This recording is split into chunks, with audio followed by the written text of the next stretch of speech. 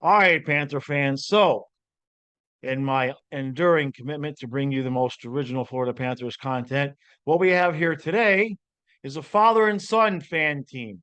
What do you think about that? So, we've got Colby up here at the top. Colby's been a long time fan of the channel, good friend of mine, and his dad, Scott.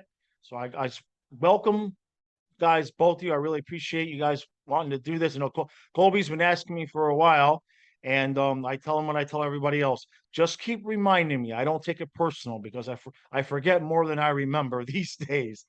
So appreciate you guys taking time out of your day. Um, let's just start this off right off the bat because I know for me, I learned how to watch sports from my uncle. He used to take me to the Orange Bowl and to the Dolphin games, and I got a lot of my style from him because he loved the team, was diehard, right? But he learned how to sort of pick apart the team and like dissect what was going to really, to take the fan part out on one hand and put the realistic part on the other. And he really showed me how to, not overdo it in the homerism. I'm not sure that part took, but so I'm just curious for you guys. Scott, obviously we'll start with you.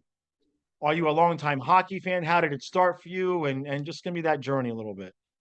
I'm from up north, so I'm from Connecticut. That's where I started. So I was a Hartford Whaler fan, Mm, and grew up really with not any way to go to the games because we had no money. But right.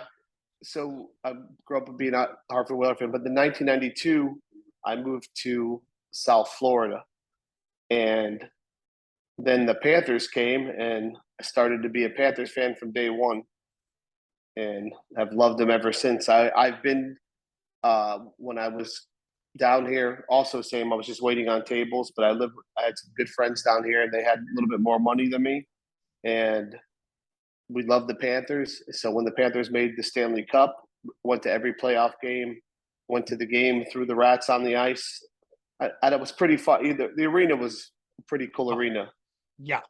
They used to walk up those stairs. I said, get our rats, go inside, and it was just the most amazing thing when we threw those rats on the ice, and the entire white ice became black. Yeah. Yeah, Yeah. and, Yep. it was, That and I've been a fan ever since. I've been a season ticket holder for over 20 years. outstanding. Yeah, and, Outstanding. Yeah, that sounds a lot like my partner Stu, who he does the videos with me. Um, he was from up north, and then I think in 1989 is when he moved down to South Florida. So very similar stories. So Colby always says, if you ever come down here, you'll be our guest at the Panther game. But I'm sure you have a lot of people with that offer, so you'd have to all figure out that who to go with. no, it's interesting you said that, and I appreciate that. There was something I tried to put together a few years ago, but then my health just wouldn't let me pull it off. But I've always envisioned, like just what I was trying to do with that episode was like buy a section as a fan group and just like have everybody there in one section. So, but between my health and like Fluffy sitting here right with me, I don't Yeah. I don't get Stu, very far. I think, yeah, I watch your videos all the time. I've been a member of your channel for years, and I'm Oh, sure I did not know that. Stu, or any of us could, facilitate that. If they have a fan thing, because they give you group rates at the Panthers. If you Right. have a lot of people going, they reduce the price to the ticket seasonal price, and they'll give you a Gotcha. section. It's there was years that you could probably get the entire arena, and Yeah. but not so much anymore. But Yeah. No, not Colby, and he's 17 now. He's been going to Panthers games since he was a baby, so he's wow. born into the Panther, Yeah. Born and born it's into it. yeah, and we've probably brought myself and between him and his friends over 100 people to their first hockey game. Oh wow. Oh man, that's a fun experience because it's nothing like watching it on TV. Like I don't my dad started watching hockey when in '96 when the team was good, and he's watching on TV. I can't follow the puck. He couldn't figure it out. But then you go to a game and you're like, oh man, this is so far and away the best sport to go see live. It's not even close. Colby likes all sports. I know you like all sports, but there is no sport like hockey live. No, Definitely not. no. Football Absolutely. live is not as good as football on TV. That's what I noticed. Yeah, football live's a whole. It's just the breaks in between the play. You know what I mean? It's just an entirely different thing. So Colby, um, obviously, what's your first earliest Panther memory? You've been going since you were a baby. What's like your first memory that you can think of? Well, my first memory didn't come until like I'm pretty sure it was 20. It was New Year's Day 2011. We were playing against the Canadians or something like that, and I remember not wanting to stand up for the national anthem because I was tired or something. That was my memory. But I went there until the 2013 to 14 season without even realizing what was going on. I just liked just eating the food there. But as time, Right. I realized what I was actually going to see. That's We funny. were horrible at that time, so you can't blame me. Yeah, there was a long there's a it's funny because people ask me detailed questions about those years, like 2007 to like 12. And I was watching the game, but I also had three kids under the age of 10 at that point. So it wasn't a high focus, because when the team's not good, it's tough. And it was different back then too, because now, and Scott, I'd like to get your opinion on this. It's so much different now for like I just sat down and watched an hour's worth and I'm completely caught up in everything that happened with the Dolphins at training camp in a day and a half. And so it's like almost sometimes you're gonna be information overload. And that's so different for Scott, when you and I were coming up. If you want to know what happened, you had to wait the next day to hear it in the paper. Read it. Yeah. Yeah. And I think you mentioned that in your videos a lot, and I see it in your face.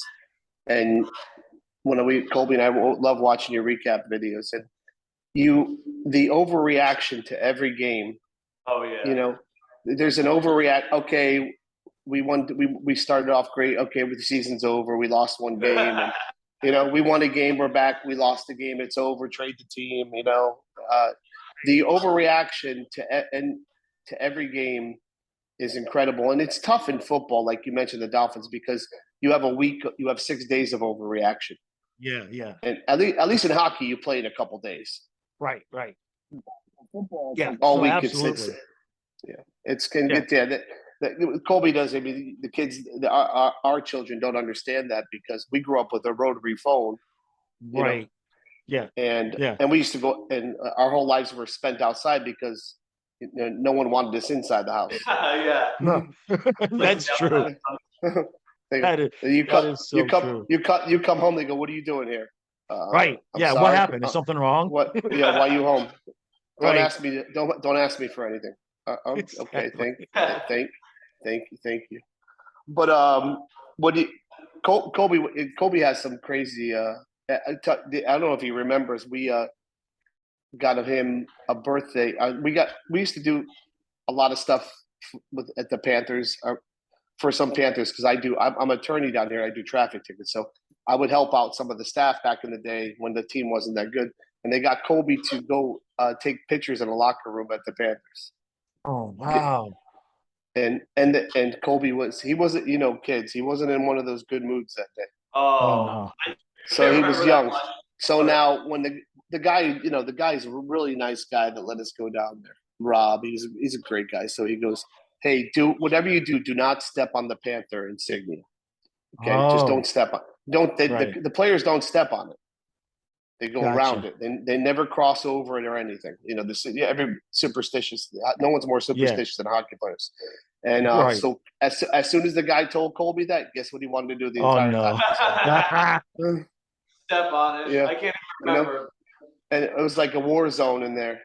I go, please, Colby, stop. And he looked at me. I was just trying to keep him from stepping on it, and then trying to take pictures.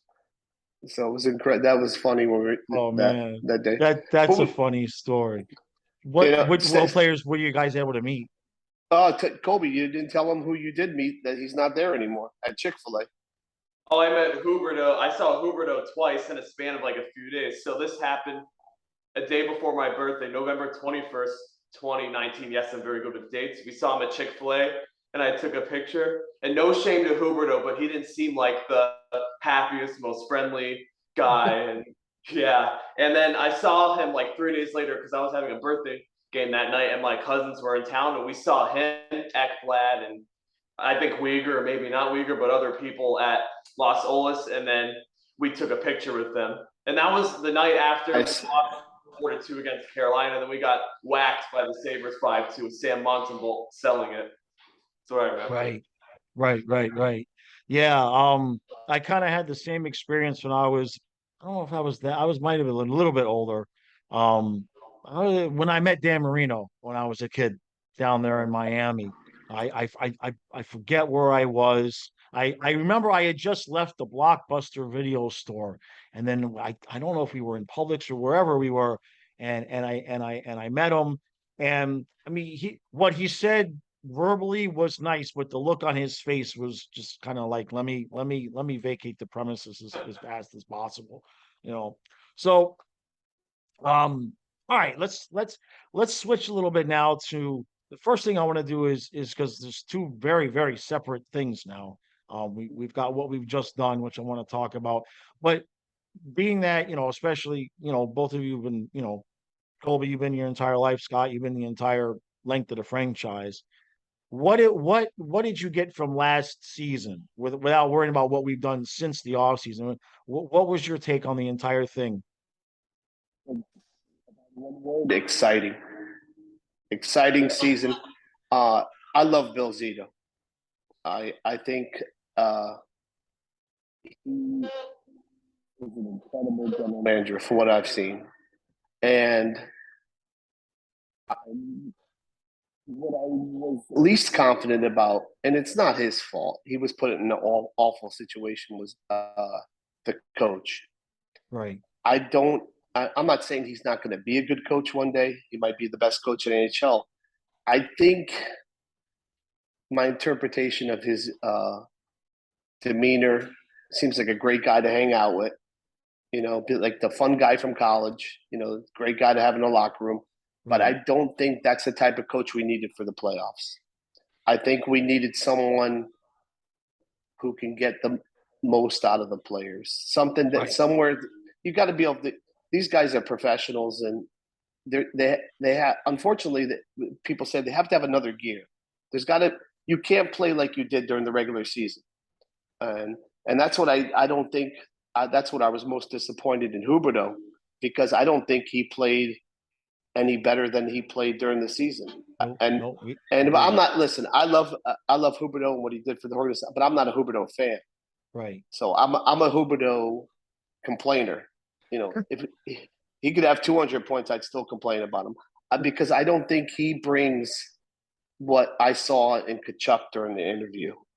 That cockiness, that grit, that fire. I don't care what you think about me. I want to win, and if you're in my way, I'm going over you. Yep. Huberto wants to be popular. Wants to go out on his motorbike during the playoffs. He wants to take pictures on Instagram. I don't want to see my star players on Instagram during the playoffs. I don't. Nope. No, I want, if you're going to do it, don't post it. Don't, because you're just aggravating me. And Colby, you think the same thing. Exactly. Yeah. Colby has what do you think about the Huberto situation?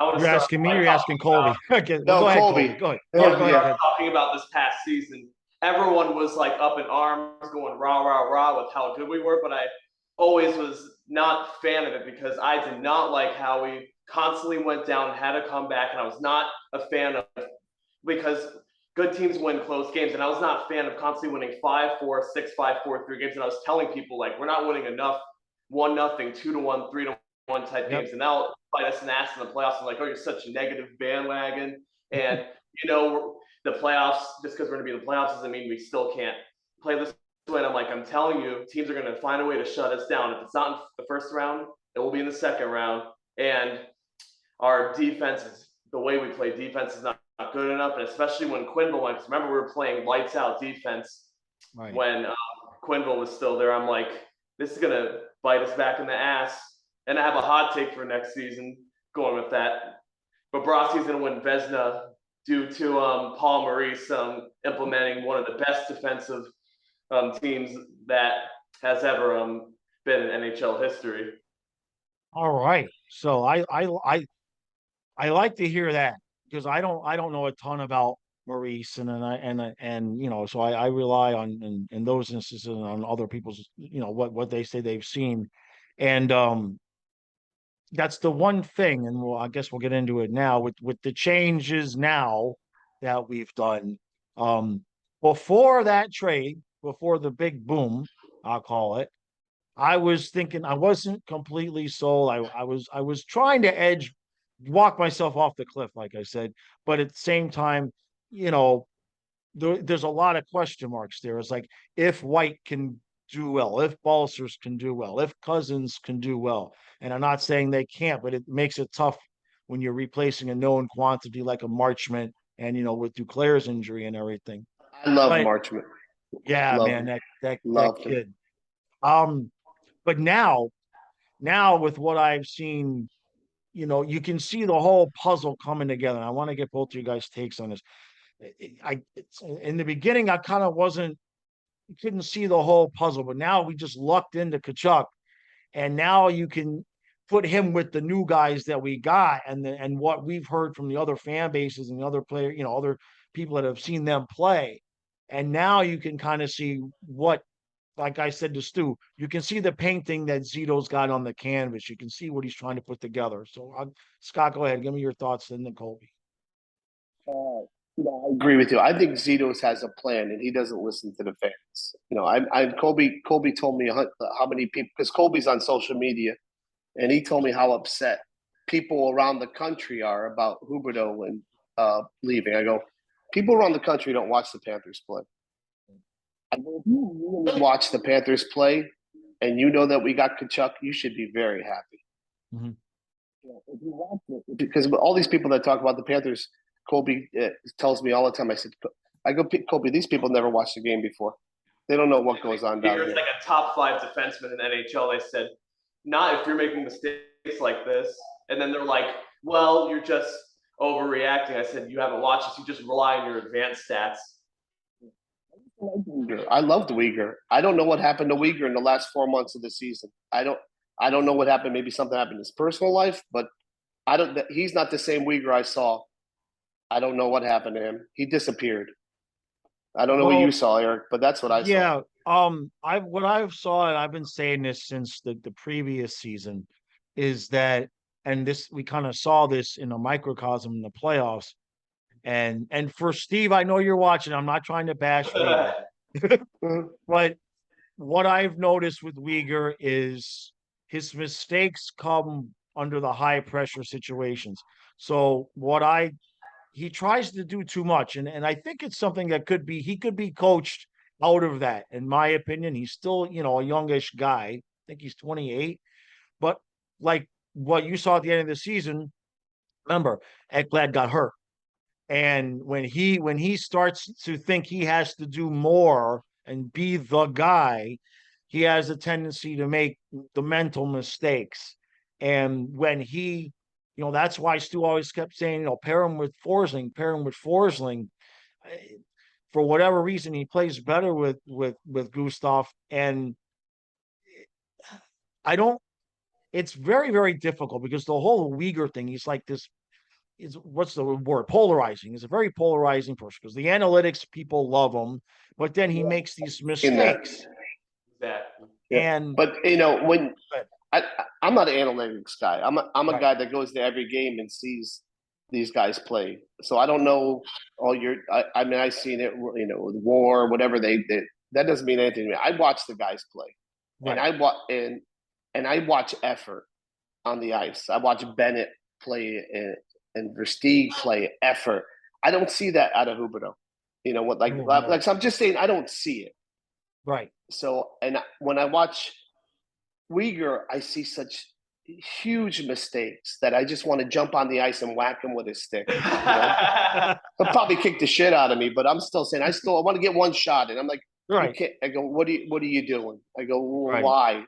And because you watch every, you try to watch when you're there, you're into the game, and yeah, and I just say, It's and listen, he's not the only guilty party. Pretty No. boy Ekblad makes a lot of mistakes too. That okay. But Ekblad. it's funny that you're like I loved what you said, and I saw your video that you predicted the trade. Just give him Uyghur, give him Huberto, because my friend Pete and Colby, we go, who do they want from? Okay, give him. We would say this. We would say the same thing to you. Give him Ekblad, give him Bobrovsky, give him Right. Uyghur, give him Huberto, give him all of them. Take them all. Take them all. Just take them.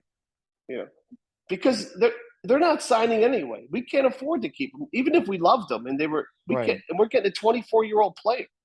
Yeah. The fact that we got out of cap hell, and even if people want to say, even if they wanted to say, which I don't think it's going to end up being the case, but even if you wanted to say Huberto and Kachuk are an even deal, you still got out of cap hell basically just by losing, Uyghur in the first and Cole Schwint. I mean, we paid a lot.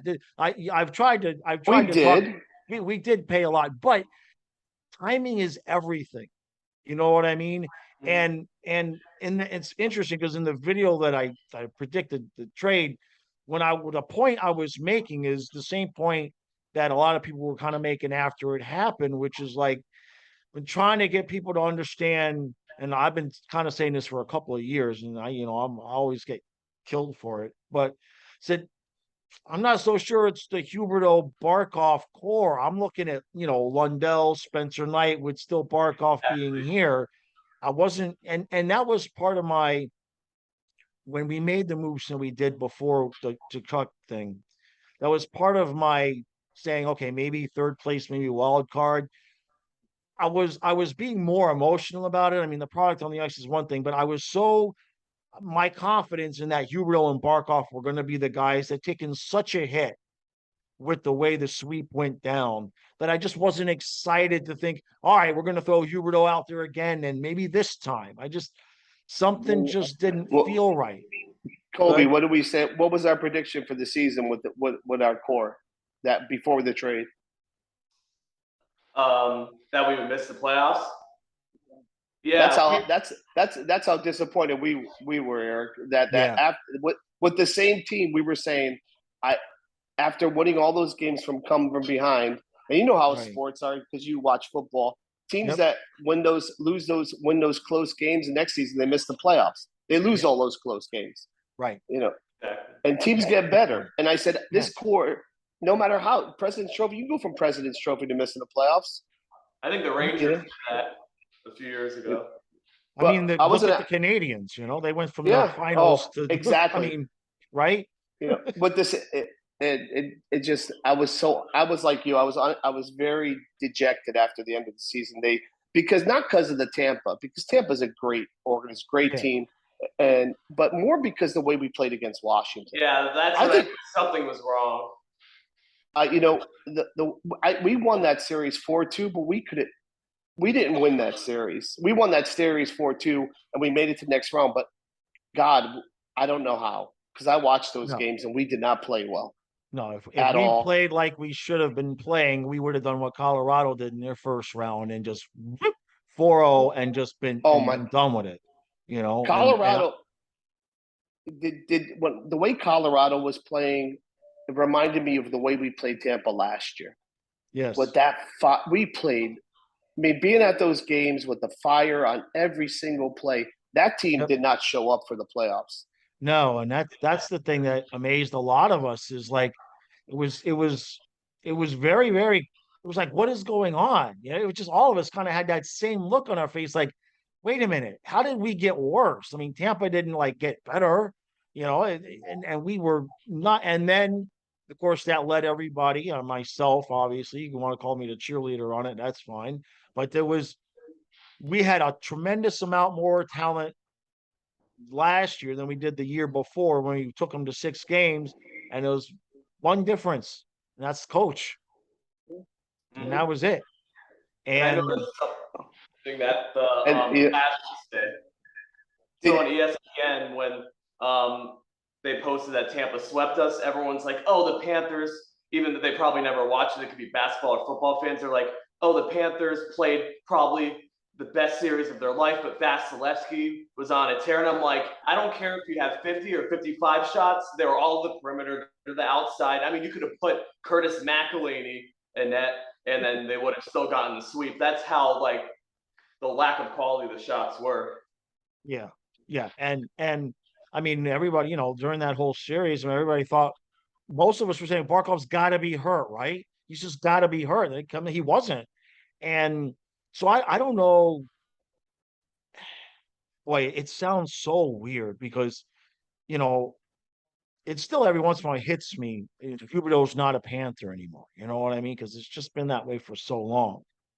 But now we have a bigger importance put upon a couple of things, and that is the development of Spencer Knight and Anton Lundell, because I love him. Yeah, that kid, I mean, if you've seen the videos, I mean, that was what happened with the video where I predicted the trade. I just got mad at everybody talking about we're going to give Lundell for Kachuk, and just. Can you? The thing is, he's a baby. He's not even 20 yet, is he? No, he's he's 20, right? Yeah, he just turned. Yeah, he's Colby 2 years know. older than Barkov was when Barkov came into the league. I believe is what it is. I wanted to ask you this question because I was angry. I mean, I when we hired the coach, I said, "Who is the coach?"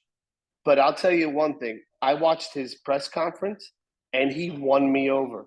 Me too. I love this coach so much. I don't think I've liked the coach as much before. Right. So about him, but I loved his press conference. I loved his passion. I loved the way he spoke. He kind of reminded me of like a little John Cooper-esque, very intelligent, very but smart. He seemed smart. Yeah. What did you think?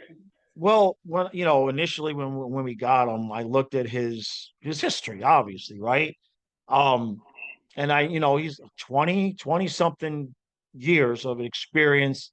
He's got, I believe it's one losing trip to the finals and a couple of other trips to the conference finals. I mean, if I'm remembering correctly, he hasn't won a cup. And so my first impression was, geez, I mean, this guy hasn't won the whole prize. And then somebody sent me, I wish I could remember so I could give him credit, but somebody sent me, because we all wanted Trotz, right? Trotz and somebody sent me Trotz's history, and it was basically like a duplicate of Maurice until Trotz finally won, right? So it was like, look, that's what Colby told me. I think you told me that, Colby, right? Yeah, that Trotz was doubted. He was a really good coach. People were like, he's never going to win anything. Why does he keep getting recycled? And then when he won with Washington, people just said he's the best coach now. That's what winning a cup can do. Right. Yeah, that's exactly right. It changes the perception. So then when I saw the press conference, the thing that, I mean, because you can always get the guy that's going to sound good, but it was what he said when he hit the nail on the head with, we need to play better when we don't have the puck. When he said that, because I hadn't even thought of it that way. So when he said that, I was like, okay, all right, we're in, like you said, he's a cerebral guy. We're in good hands that way. And he's never had a team this talented, and that's the other end.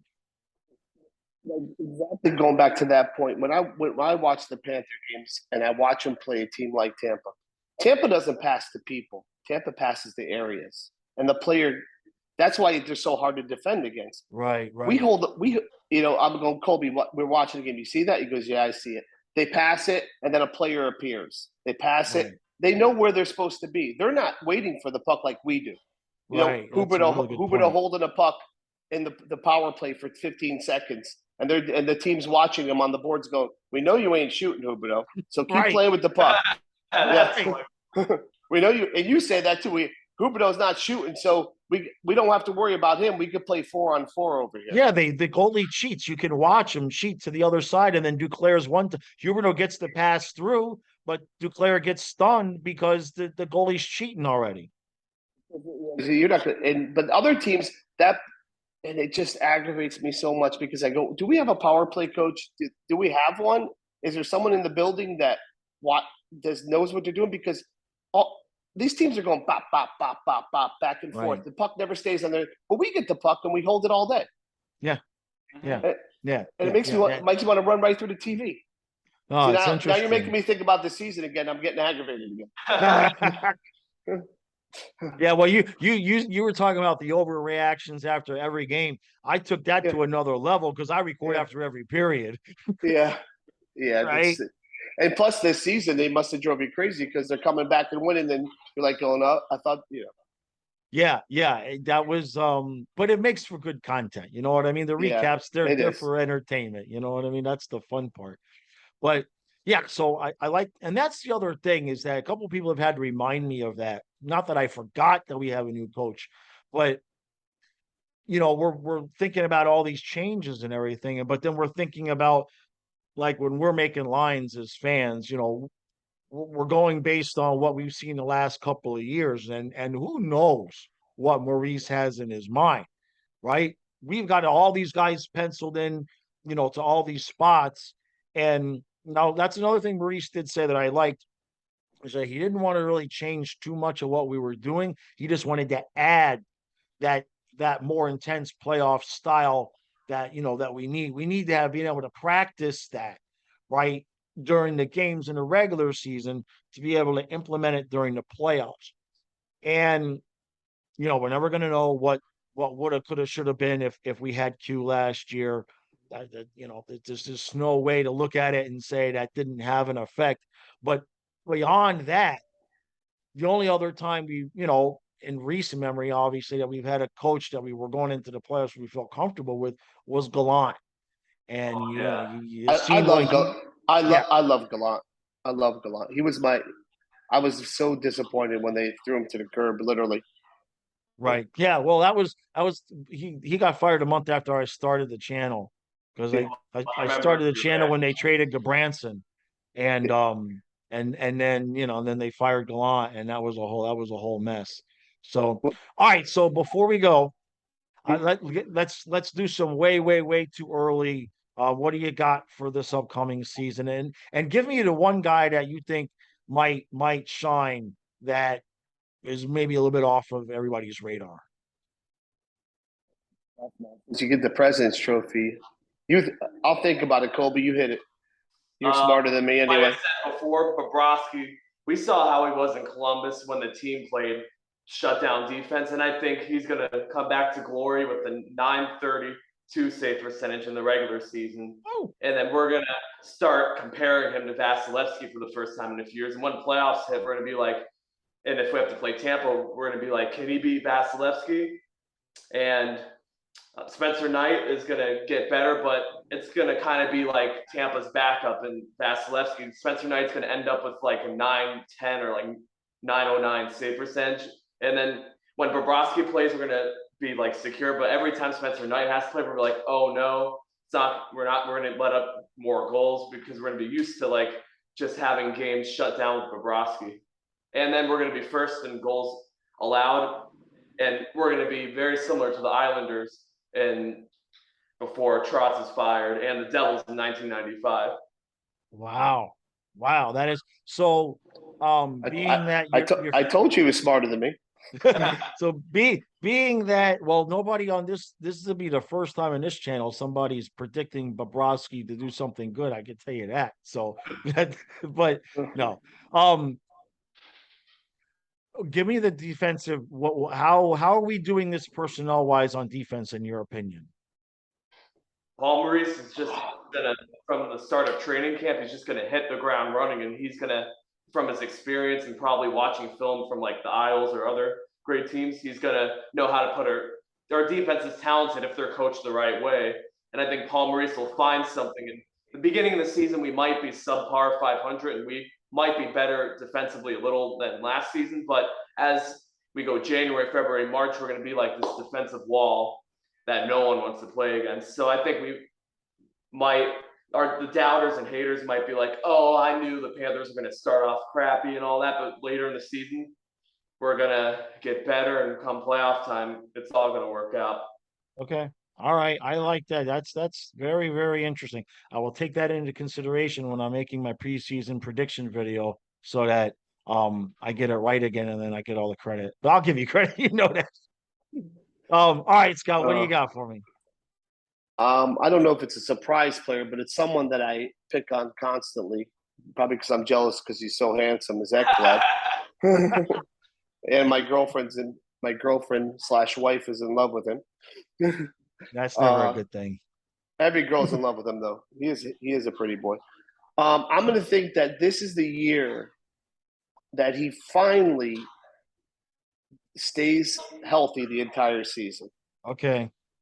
That would be nice. Let's start off there. Yeah, And let's I start think if there. he could, I think he was on a pace to be in the Norris conversation this year until he got hurt. Right, right. So I say this is a crazy prediction, and is that he stays healthy the entire season. With Maurice as his coach, he wins the Norris. Oh wow. Okay. Yeah, All right. I I th- like that. because he has it in him. He's a big guy. He's skilled. He's talented. But I think he's been playing forward for so long that he forgot how to play defense. And Right, right, maybe Maurice will get him back to his roots. right. That's a really good point. That's a really good point. Um, my player who I'm this year I'm gonna knock because every other year when I boast and boast and boast about one particular player, it hasn't worked out so well for them. But that's gonna change this year. All right. I started off the year by predicting the trade, so the juju is changed now. Lucas Carlson is going to play second line minutes with Montour and make everybody forget about Uyghur. That's what I'm going with. That's my take. So I like Carlson a lot. yeah, I was disappointed that he didn't get a lot of time. He didn't get to play. In the playoffs. I thought Stu and I both really kind of liked this game. Very steady, and Yeah. that's all you need out of the defense on this team with the goaltending and the offense we have is basically just don't screw it up, guys. We don't need everybody to be fan. It's nice that we have Ekblad. It is, but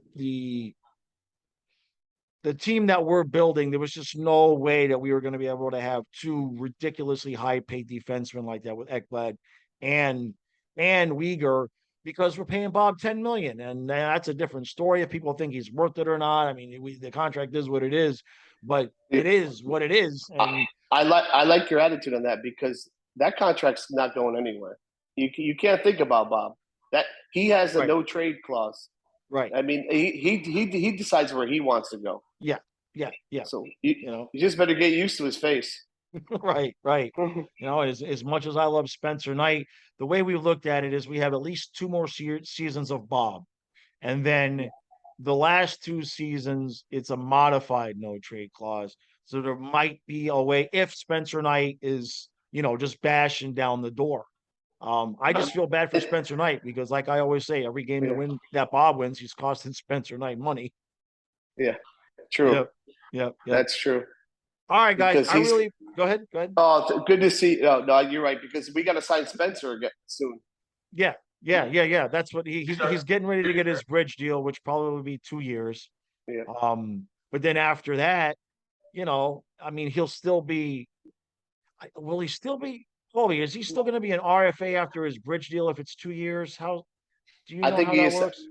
I think you're not free agent until you have 7 years with a team or you hit 27. So I think we have him for Okay. at least 7 years. Yeah. So he'll still be an RFA. So he's going to be here a while.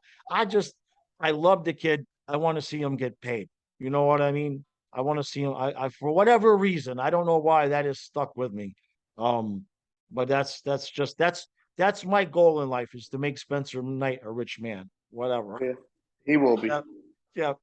All right, guys. I really appreciate you doing this, Colby, Scott. Thank you, guys. I appreciate Thank you all the for support. having me. Thanks, Yeah, Eric, and man. thanks for all. We love your videos. Colby and I I watch them, appreciate. and I long appreciate time that. fans. Great, And great. I We'll hope do this you. again. Yep. Yeah, when the season is getting ready to start, we'll have everybody Yep. back on, and we'll do We'll this try again. to maybe we'll try to get on your Colby or I will get on your live stream during the game. Oh, yeah. Yep. Exactly. Yeah, All we're right, there guys. all the time.